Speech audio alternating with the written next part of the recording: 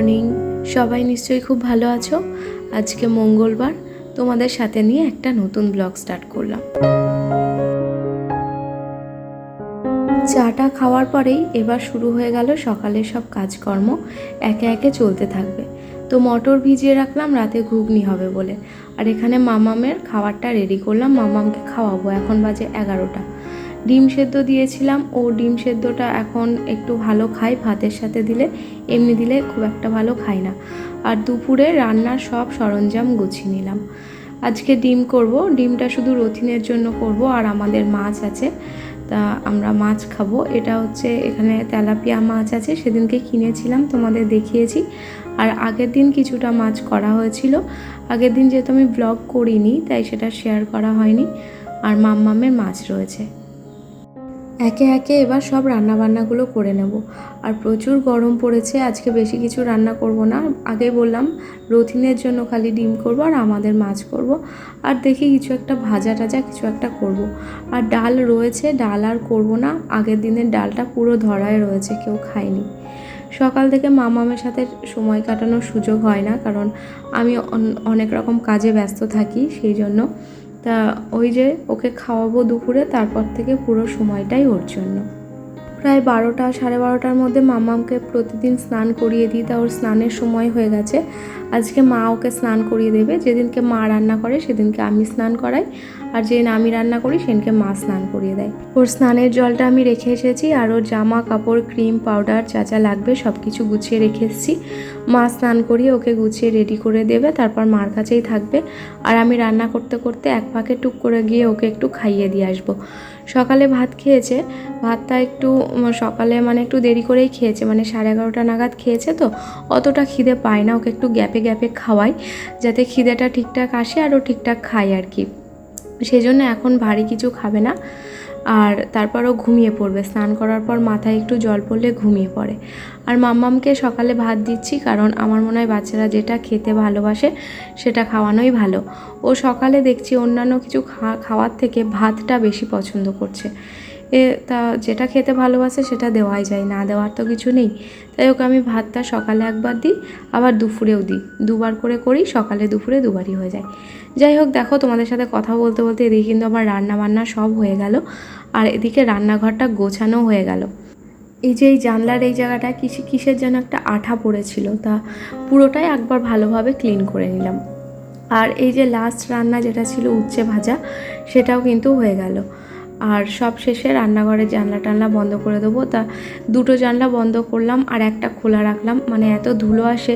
এদিকের মাইক্রোওভেনটা না পুরো ধুলোই সাদা হয়ে যায়, কালো মাইক্রোওভেন দেখি সাদা হয়ে গেছে, প্রতিদিনই মুছতে হয় আর কি। আর এই যে আজকে রান্নাবান্নাও চলো তোমাদের একবার দেখিয়ে দিই। এই কন্টেনারে মামামের খাবার আছে, আর ওখানে আমাদের ভাত, এখানে উচ্ছে আলু ভাজা। এটা মামামের মাছের ঝোল করেছি, ট্যাংরা মাছের পাতলা ঝোল। আর আছে এখানে রথিনের জন্য ডিমের ঝোল আলু দিয়ে, আর আমাদের জন্য মাছের ঝোল তেলাপিয়া মাছ আলু দিয়ে পাতলা করে করেছি। এই আজকের রান্নাবান্না। তা রান্নাবান্না সারা হয়ে গেছে, আমার প্রায় 12:30টার মধ্যে রান্না কমপ্লিট হয়ে গেছে। আর এদিকে গেটটা খোলা ছিল, রথিন এসছে, এসে আর গেট দিতে ওর খেয়াল ছিল না, তা আমি গেটটা লাগিয়ে দিলাম। আর আজকে বাবাই এসেছে আমাদের বাড়ি। আজ 25শে বৈশাখ, রবি ঠাকুরের জন্মদিন। আর এই রবীন্দ্র জয়ন্তী উপলক্ষে ওদের স্কুলে একটা প্রোগ্রাম হয়েছে, তা ও ড্রামা করেছে, খুব ভালো। আমি চর্দির ফোনে ভিডিওতে দেখেছি, ভীষণ ভালো লেগেছে। তো এই সমস্ত কালচারাল প্রোগ্রাম আমার ভীষণ ভালো লাগে, আসলে একটা সময় করতাম তো, তাই সেই টানটা এখনও রয়েই গেছে। এই সব স্পেশাল দিনগুলো আসলে না, সেই আগেকার স্মৃতিগুলো, বিয়ের আগের সেই স্মৃতিগুলো ভীষণ মনে পড়ে আর মনটা খারাপ হয়ে যায়। তাই এদের দেখি খুব ভালো লাগে। আর আমাদের ওই পাড়ায়, আমার বাপের বাড়ির এলাকায় সমস্ত কিছু এই কালচারাল প্রোগ্রামগুলো সব কিছু সুন্দরভাবে সেলিব্রেট করা হয়, প্রত্যেকটা কিছু। যাই হোক, দেখো এই যে আমাদের এসির যে নেটটা আছে না, সেটাই কেমন ধুলো পড়েছে দেখো। কালকে ঘর কিছুতেই ঠান্ডা হচ্ছে না, যতই সেই এসি 18 দিয়েছি তাও যেন সেই ঘর ঠান্ডা হয় না কিছুতেই। আমরা ভাবলাম এসিটা মনে হয় সার্ভিসিং করতে হবে। তারপর আমি ভাবলাম তুমি এই নেটটা খুলে দাও, তো রতিনকে বললাম।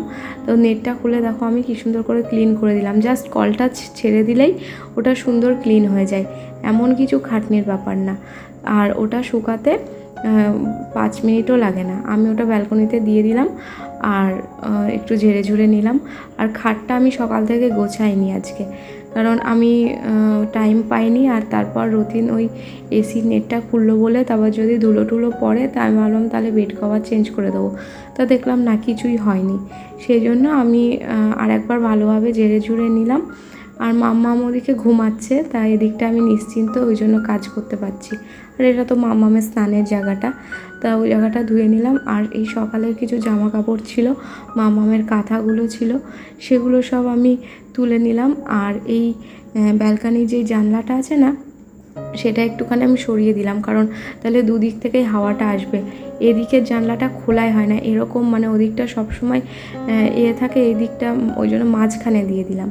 যাই হোক, স্নান করতে চলে গেছিলাম আমি, আর তারপর স্নান করে চলেও আসলাম। আমার প্রতিদিন স্নান করতে করতে মাম্মাম উঠে পড়ে, তা মাম্মাম উঠে গেছে, ওদিকে মায়ের কাছে আছে। আর আমি এদিকে মাম্মামের খাবারটা রেডি করছি, সবজি ভাত যেটা খাই আর কি প্রতিদিন। তা সবজি ভাত দিয়েছি। আর আজকে সবজিতে না পেঁপে দিয়েছি। পেঁপেটা বাচ্চাদের খাওয়ানো কিন্তু খুব ভালো। অনেক বাচ্চাদের না প্রথম এই সলিড ফুড খাওয়ার শুরু করলে কিন্তু কনস্টিপেশনের সমস্যা হয়। তা পেঁপেটা যদি সবজির মধ্যে পেঁপেটা দেওয়া যায় তাহলে সেটা কিন্তু খুব উপকার।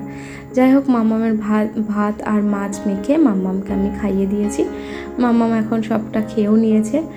আর আমি সেই স্নান করে চুল আঁচড়ানোর সময় পাইনি, আমার কোনো কিছুরই এখন আর যত্ন করা হয় না।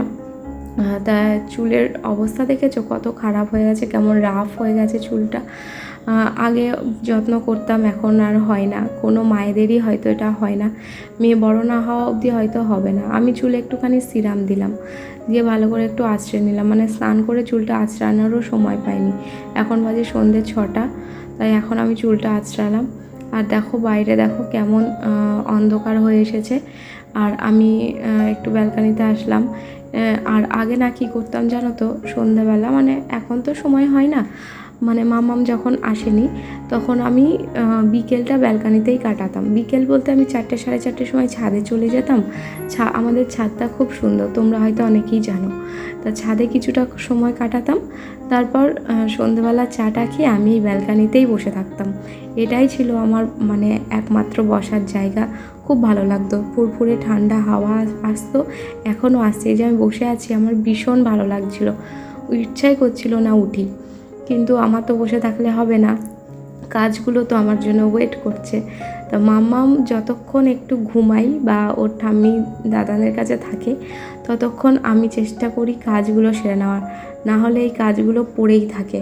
আর যখন একবারে অনেক কিছু জমে যায় না কাজ, তখন আমি আর সেটা করার সুযোগ পাই না, সেটা জমেই থাকে, সেটা আর হয় না। তাই অল্প কাজ থাকতে থাকতে আমি সব কিছু চেষ্টা করি গুছিয়ে নেওয়ার, তাহলে কাজটাও হয়ে যায় আর নিজেরও অনেকটা হালকা লাগে। কাজ থাকলে তো মনে হয় যেন কি একটা বোঝা চেপে আছে যেন আমার মাথার ওপর। আর ওই কাজ দেখে আমি বসে থাকতে পারি না, আমার যতই শুতে ইচ্ছা হোক, যতই বসতে ইচ্ছা হোক, যতই রেস্ট নিতে ইচ্ছা হোক, কিছুতেই আমি রেস্ট নিতে পারবো না যদি আমার দেখি আমার আশেপাশে কোনো কাজ পড়ে আছে। কাজ সেরে তারপর যদি তোমার সুযোগ হয় তবে বসো, মানে এটাই আমার লজিক আর কি। যাই হোক, মামকে দেখো খাইয়ে দিয়েছি, ওকে 9টার সময় আজকে দুধ রুটি খেয়েছে, খাইয়ে যুদ্ধ হলো ওর সাথে, মানে রেডি করালাম ওকে, বেশ ফ্রেশ করে দিলাম। আর তারপর আজকে রাতে হয়েছে দেখো লুচি আর ঘুগনি। তা আমি বাপির আর মায়ের খাওয়া হয়ে গেছে, এটা রতিনের খাবার, রতিনের জন্য খাবার দিচ্ছি। আর চলো তোমাদের দেখাই মাম্মাম এবার লুচি পেয়ে কী করে, চলো। মা, তুমি বসে গেছো পাপার সাথে লুচি খেতে? প্রত্যেকটা মাই বসে পাপার সাথে লুচি খেতে। রুটি খেয়ে পেট ভরেনি? ও, এবার বুঝতে পেরেছি, ঘুম পাড়িয়ে দিয়েছিলাম, ঠিক আছে, তারপরে উঠে পড়েছে লুচি খাওয়ার জন্য। ও দিতে দেরি করছে পাপা, পাপা দিতে দেরি করছে নাকি? হ্যাঁ, পরের বার থেকে দিতে দেরি করো না।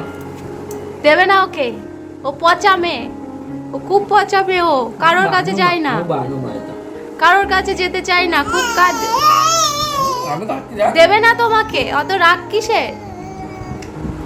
কই যখন ভাত দিই এমন করো না তো, রাগ দেখো, রাগ দেখো খালি।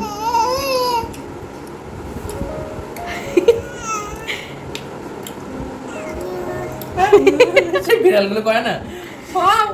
এই এই, তোর তো লুচি খাওয়া কিসের রে? দাঁড়া, ডাক্তারকে বলে দেবো। ডাক্তার তো আবার ডাক্তার তো আমার ঘরে আছে, ডাক্তার পারমিশন দিয়ে রান্না করে দিতে, আর কিছু পেও না, 5 ফোড়ন। ডাক্তার ভেবেছে 5 ফোড়ন দিলেই রান্না হয়ে যায়, ফোড়নে শুধু মনে হয় 5 ফোড়নই দেয়। ও মা, তোমার ডাক্তার বলেছে 5 ফোড়ন দিয়ে রান্না করে দিতে। দেওয়া না, একদম দেওয়া না, পশা মেয়ে পশা। জল লেগেছে, জল লেগেছে, জল লেগেছে, দাঁড়ো জল নিয়ে আসি। দেবে না। রাগ, কি রাগ। এই তোর তো লুচি খাওয়া কিসে? হ্যাঁ ওমা, তোমার মা ছোটবেলায় এরকম ছিল জানো? আমি হয়নি কাটো কাটো।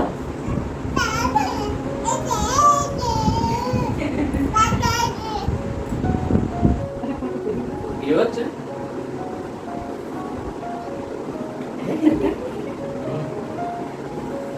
ও আসো। হ্যাঁ হচ্ছে দাঁত উঠে গেছে, আমার ভাবে চিবিয়ে চিবিয়ে খাই।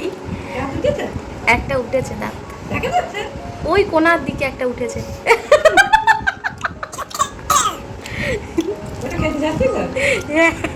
ও ভাবছে ওকে দিচ্ছে। দেখা বানতে ওই যে ওর মুখে ঠিক করে দিয়ে দাও, ওই দেখো বেরিয়ে গেছে বলে চিবিয়ে চিবিয়ে খায়। এই অভ্যাসটা ভালো, ও দাঁত হলে দেখবা সব কিছু চিবিয়ে খাবে।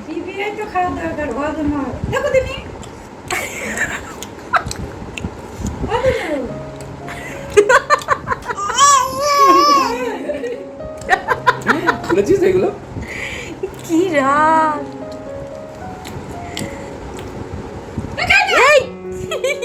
এই কাম ভুল করে দিয়ে দেবে।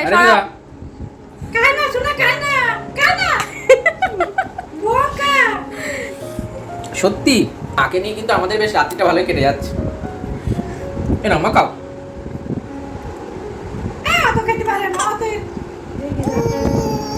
দিও না, দিও না। চিবাচ্ছে, দেখো চিবাচ্ছে। এই দেখো তোমাদের চিনি, দেখো লুচি লুচি আর দিইনি বলে কেমন বায়না তুলেছে, দেখো লুচি দিচ্ছি না বলে। খেয়েছো তো মা? একটু দাঁড়িয়ে দেখিয়ে দাও মা, তুমি তো দাঁড়ানো শিখে গেছো। একটু সবাইকে একটু দেখিয়ে দাও মা, তুমি দাঁড়াতে শিখে গেছো। হ্যাঁ এই তো টো টো টো। এই দেখো, আর একজন দেখো রাত 11টার সময় কোল্ড ড্রিঙ্ক আনতে গেছে। 11টার সময় কোল্ড ড্রিঙ্ক নিয়ে আসলো। এই না হলে বর, হ্যাঁ হঠাৎ করে ম্যাডামের হুজুক উঠেছে, এখন কোল্ড ড্রিঙ্ক হলে ভালো হতো লুচি খাওয়ার পর। আসলে আজকেই শেষ হয়ে গেছে, ফ্রিজে ছিল না, এটা না হলে আমার ঠিক হয় না। খেয়ে না, ঢক ঢক করে খেয়ে না মা। ঠান্ডা, এ বাবা ঠান্ডা, হাতায় না ঠান্ডা। দাঁড়াও, দাঁড়িয়ে থাকো, দাঁড়িয়ে থাকো। এই যে মা একা একা দাঁড়িয়েছে, আমার মা একা একা দাঁড়িয়ে আছে। কি মজা। এই তো আমার মা বড় হয়ে গেছে।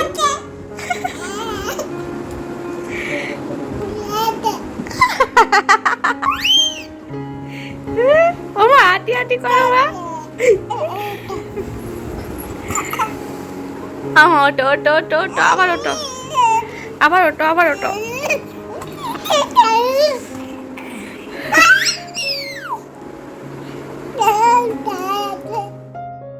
তা দেখতে পেলে তো আমার মামাম কত বড় হয়ে গেছে। তোমাদের কেমন লাগলো অবশ্যই কিন্তু কমেন্টে জানিও, ঠিক আছে? আর আমার তো খুব ভালো লাগছে, আমার মামাম দাঁড়াতে শিখে গেছে। আর আমার খাওয়া হয়ে গেছে, আমি রাতে জল ভরলাম। আর মামামের দুধের যে বোতলটা সেটা আমি ধোবো।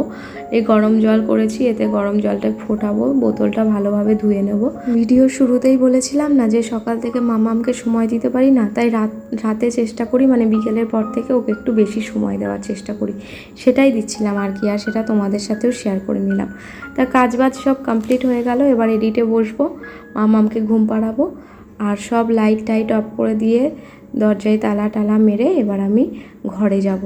তা সবাই ভালো থেকো, সুস্থ থেকো, আর ব্লগটা কেমন লাগলো অবশ্যই কমেন্টে জানিও।